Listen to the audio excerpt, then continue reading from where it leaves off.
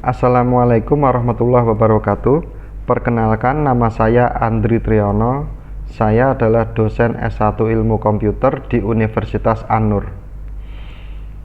Saat ini saya mengampu mata kuliah pemrograman web yang menggunakan kurikulum Outcome Based Education sesuai dengan pemetaan kurikulum pada prodi kami, dan juga menggunakan Project Based Learning dan Student Center Learning. Saya akan menjelaskan detail mata kuliah yang saya ampu tersebut. Deskripsi mata kuliah, yaitu mata kuliah ini dirancang untuk membekali mahasiswa dengan pengetahuan dan keterampilan dasar dalam mengembangkan aplikasi web yang dinamis.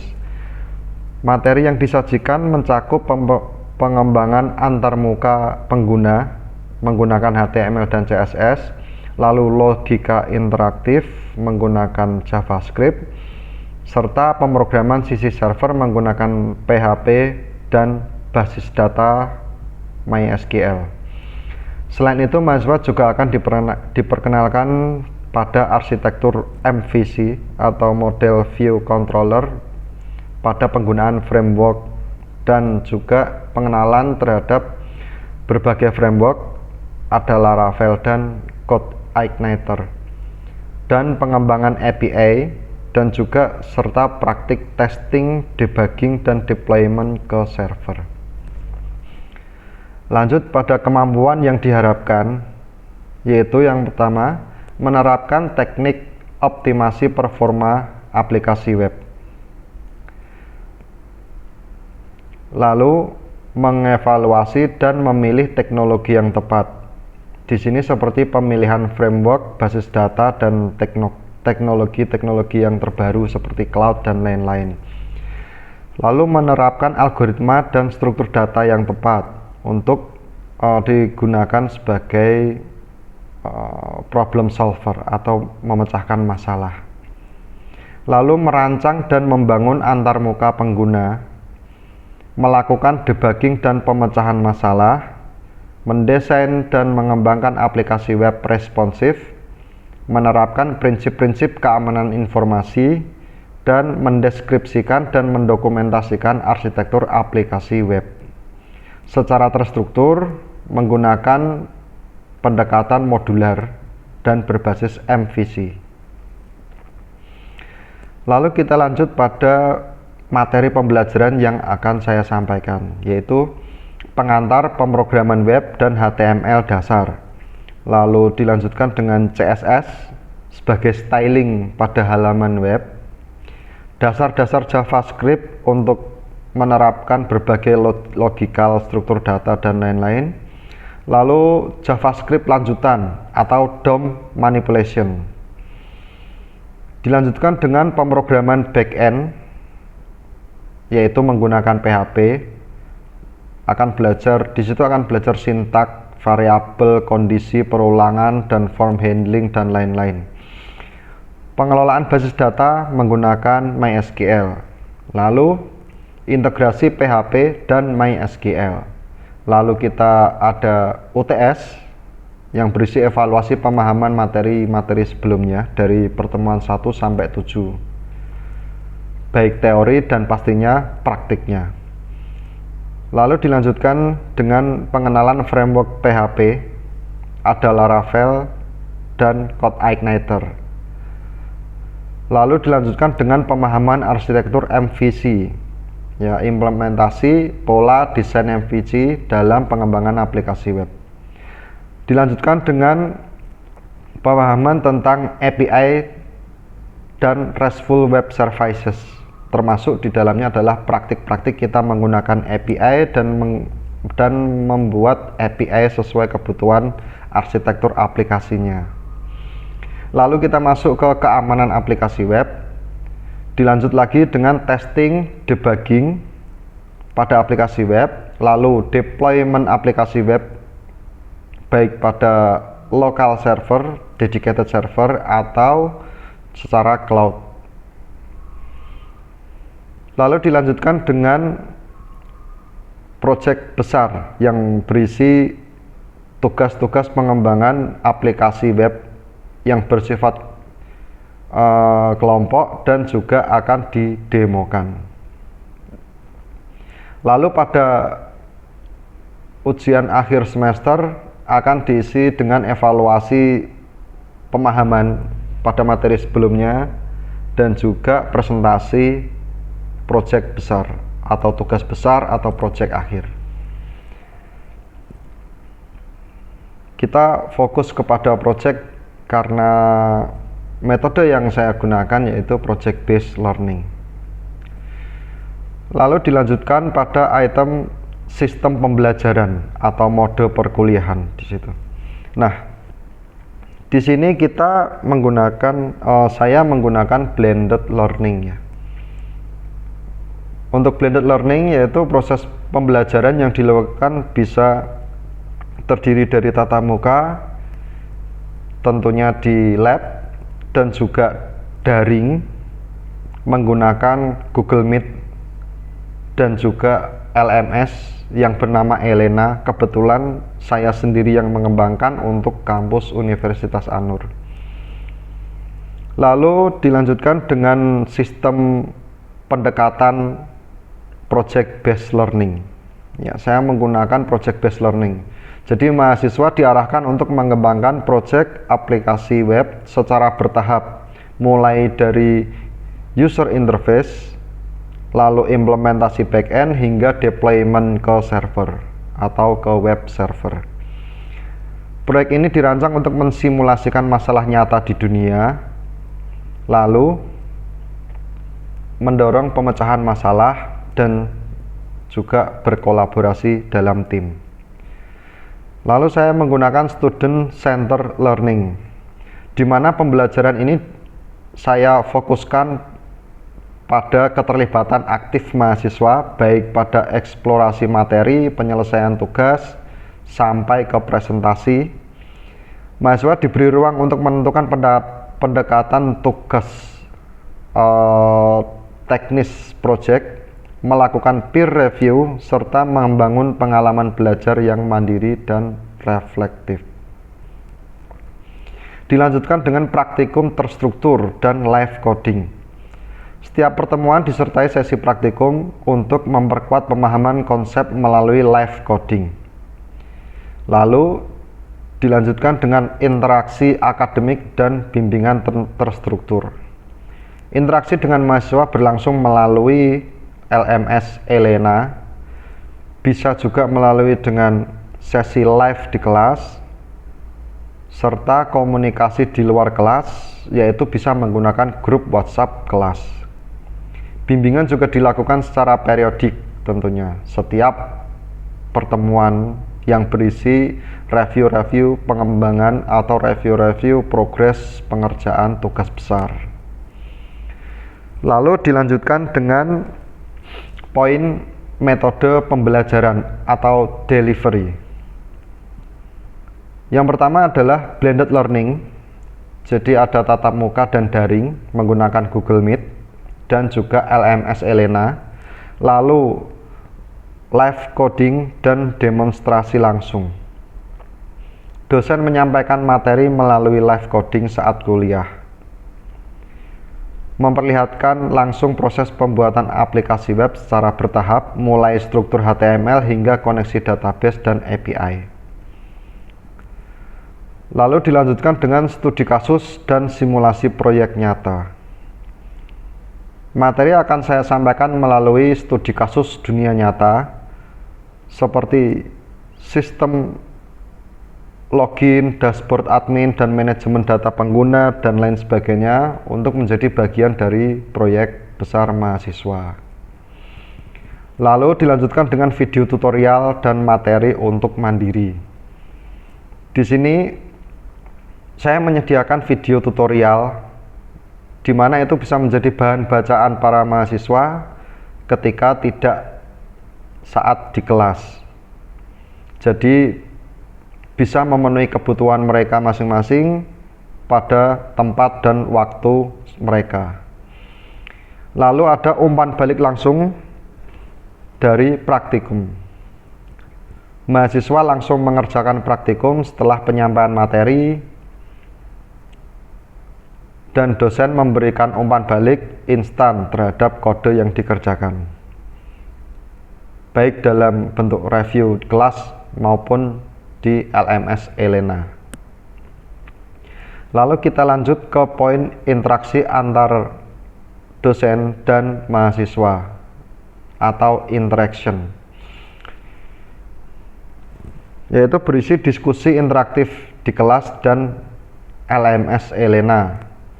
Lalu ada tanya jawab setelah live coding untuk menambah pemahaman mahasiswa dan berbagai trik-trik yang sudah dilakukan oleh pemrograman profesional. Lalu ada forum discussion baik di LMS maupun di grup WhatsApp kelas. Lalu ada pendampingan proyek secara berkala, yaitu proyek tugas besar. Lalu ada peer review dan kolaborasi mahasiswa. Jadi mahasiswa juga bisa memberikan review terhadap kode-kode yang sudah dibuat oleh teman-temannya. Lalu ada komunikasi informal melalui grup WhatsApp. Ini saya lakukan menggunakan grup WhatsApp kelas atau bisa WhatsApp private. Lalu kita lanjut ke sistem penilaian mata kuliah yang terdiri dari teknik dan indikator atau assessment. Poin pertama yaitu penilaian formatif.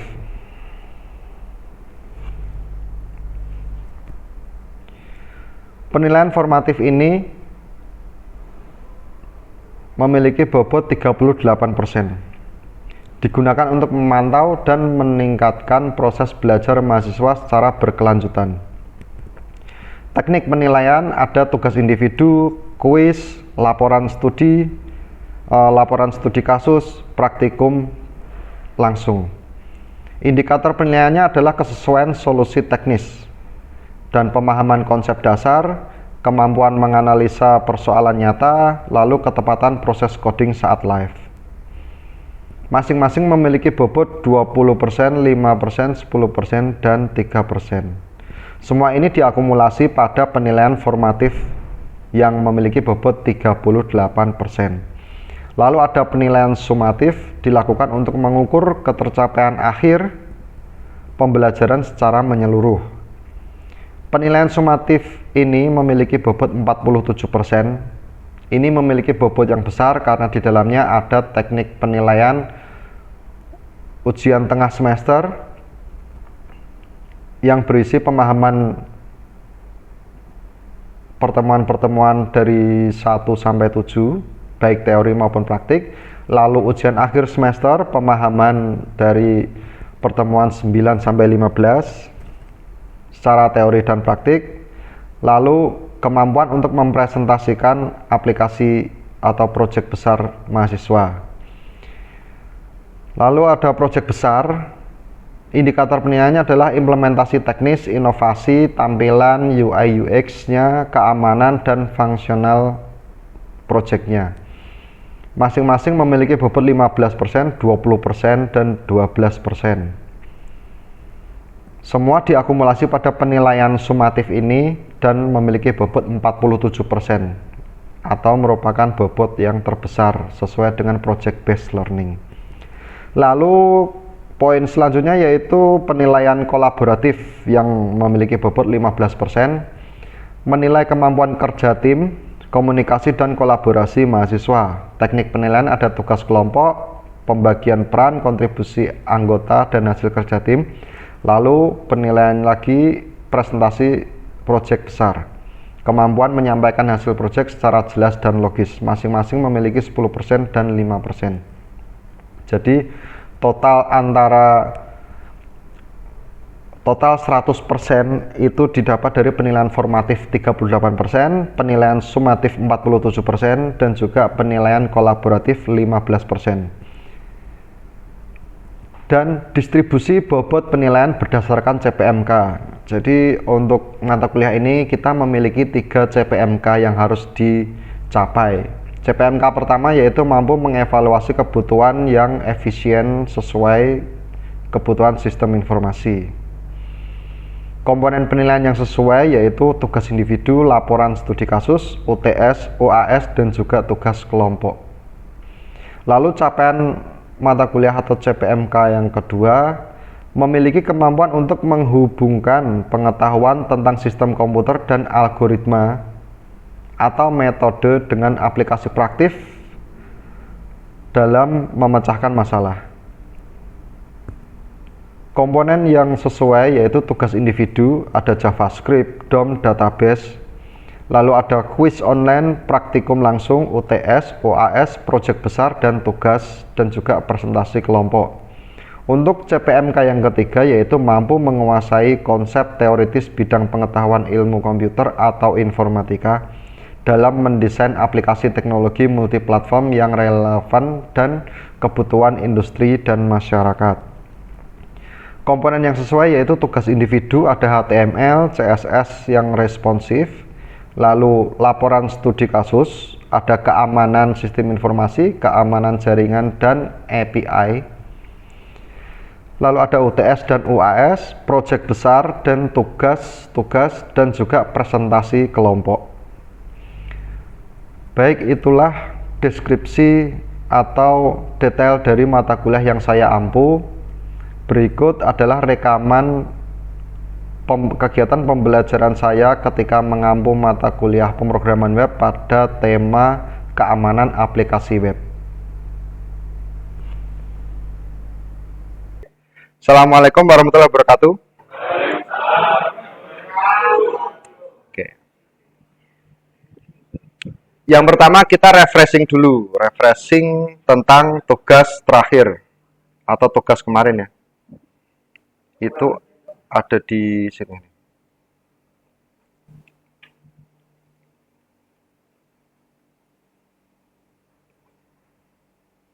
Kemarin ngomongin apa kita? API ya? Yeah.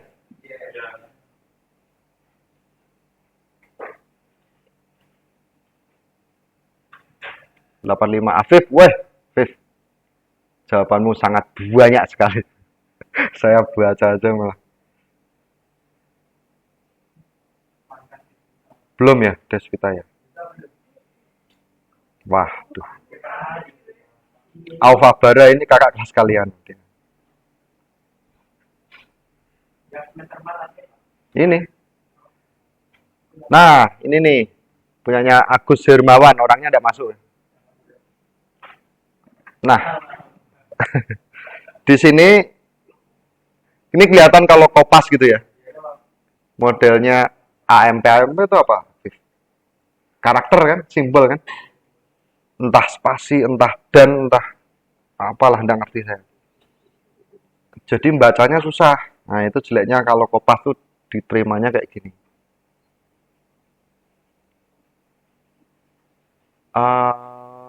Wih.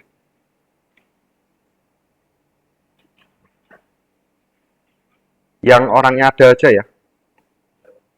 Neda. Rata-rata 75 net. Kalau A berapa? Enggak tahu. 80 ke atas. Nah. Jadi gini, membaca pertanyaan itu memang harus detail dan seolah-olah kita bikin benar ya. Dan untuk petunjuknya itu pakai pseudocode. Itu nanti koreksinya benar. Oke, Neda menunjukkan pemahaman dasar tentang REST API ya, tapi kurang detail. Yang perlu diperbaiki adalah mahasiswa menyebut desain REST API. Mahasiswa menyebutkan endpoint CRUD. Endpoint CRUD. Sedangkan di Neda ini mana ya? Belum sudah keamanan API. REST API itu kalau end-to-end atau endpoint CRUD itu disebutkan contohnya memanggil apa sih? Judul buku, cover, dan penerbit misalnya. Itu end-to-end. Jadi benar-benar manggil apa, responnya apa. Nah, di sini belum. Udah enggak? Belum kayaknya. Terus nomor 2 misalnya pemilihan Postgre ini ya. Contoh query-nya sangat kurang. Kita memasukkan code itu lebih bagus ya, sistem lebih ngerti, tapi harus bentuknya pseudocode. Sudah paham semua apa itu pseudocode?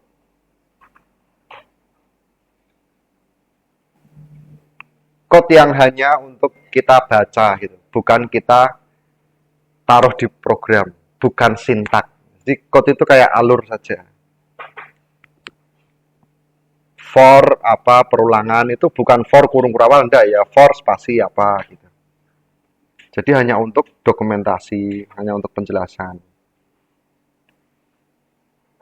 Pseudocode yang diberikan terlalu singkat dan kurang detail. Penjelasan mengenai strategi pengujian masih sangat umum. Oke, ini ya. Jadi cuman ini ya.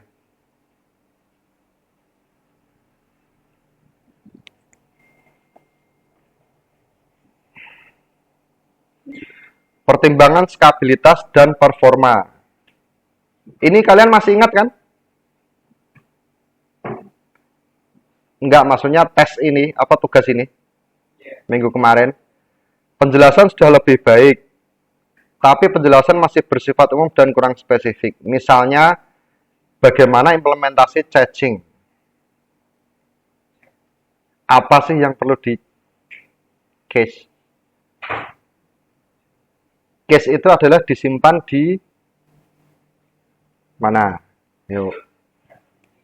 Di cookies atau di browser. Nah, ini kayak gini nih. Data-data disimpan di sini. Kecuali session ya. Kalau session itu server yang menyimpan.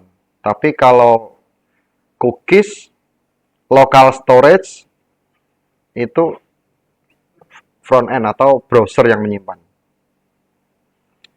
Untuk meningkatkan performa misalnya, yang perlu di cache itu apa?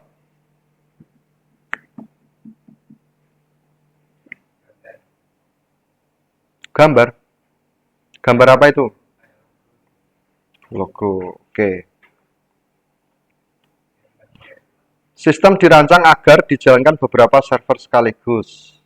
Ya, caching data yaitu akses seperti daftar buku, informasi akses seperti daftar buku untuk mempercepat akses. Daftar buku itu jangan di caching ya. Kalau ada buku baru gimana? Harusnya daftar buku itu tetap dari server. Kalau di cache itu berarti code-nya ada function untuk cek di cache ada enggak, kalau enggak ada manggil server. Jadi kita milih ya. Itu meringankan tapi code-nya ribet, atau simple tapi code-nya enak gitu ya. Atau berat, prosesnya agak berat tapi code-nya enak. Jadi bisa dipilih. Misalnya kayak cache itu yang bisa adalah seperti CSS. Code CSS itu bisa di cache. Dan gambar logo webnya. Yang jelas mau kemana-mana bakal dipanggil terus. Kalau kayak gini berarti ya logo ini bakal dipanggil terus. Terus layout kayak gini. Logo-logo kayak gini, ini pasti akan dipanggil terus. Jadi itu bisa di cache. Tapi kalau daftar buku ya jangan. Jangan kontennya pokoknya. Nah, perbaikannya kayak gitu ya. Jadi nanti kalau ada tugas, terus diperbaiki lagi, seperti itu.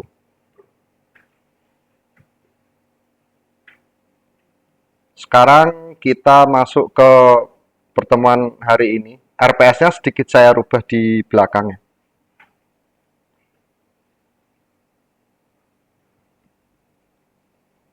Saya share di grup.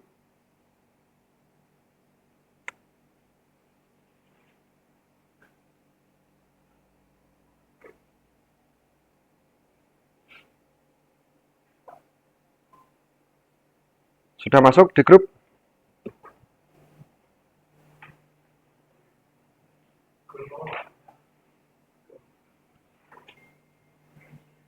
Sudah, Viv? Masuk di grup materinya. Oke, sekarang langsung ini ya, implementasi mau di PC atau mau di laptop. Untuk keamanan web itu ada cross-site scripting atau XSS dan SQL injection ya. Untuk dua itu silahkan kalian buat simulasinya pakai PHP ya. Jadi ada web ini terus diserang pakai XSS, jadinya kayak gimana?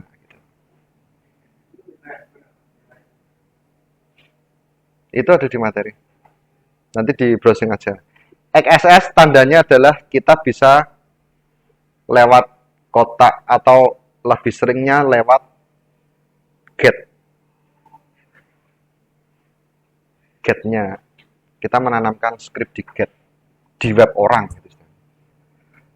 Oke, nanti kalian akan tahu gunanya. Di sini.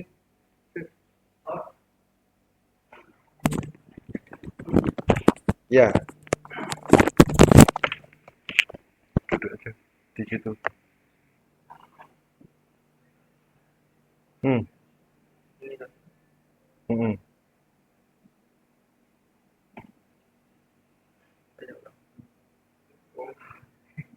Web awalnya dulu. Ya. Ini kan web awalnya sebenarnya ini ya Pak. Iya. Terus ini akan memunculkan pop-up JavaScript. Saya ini. Saya beri kata di belakangnya lagi.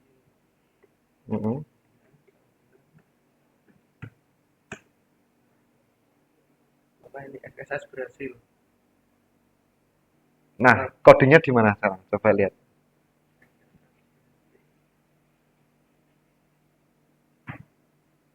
Get name. Pasti ada get.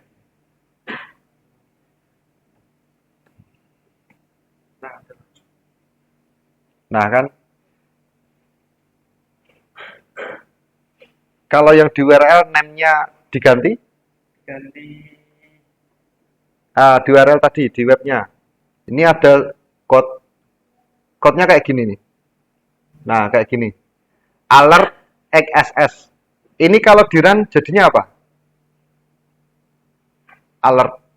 Ingat nggak alert? Iya, notifikasi ya. Muncul ya, kayak pop-up gitu ya. Terus, nah ini kita kembali lagi ke halaman awal. Apapun code-nya akan dirubah jadi string. Tidak akan dikenali oleh HTML. Caranya ini. Ini ya, echo. Nah, tadi kan asal apapun yang ada di get nama. Ini. Get nama ini. Apapun yang ada di sini, tampilkan. Sekarang, tadi ini ya, apapun yang ada di get nama, tampilkan. Sekarang saya bungkus. Nah, ini. Mau menampilkan nama, saya bungkus pakai HTML special char. Saya save. Terus saya copy scriptnya. Tuh.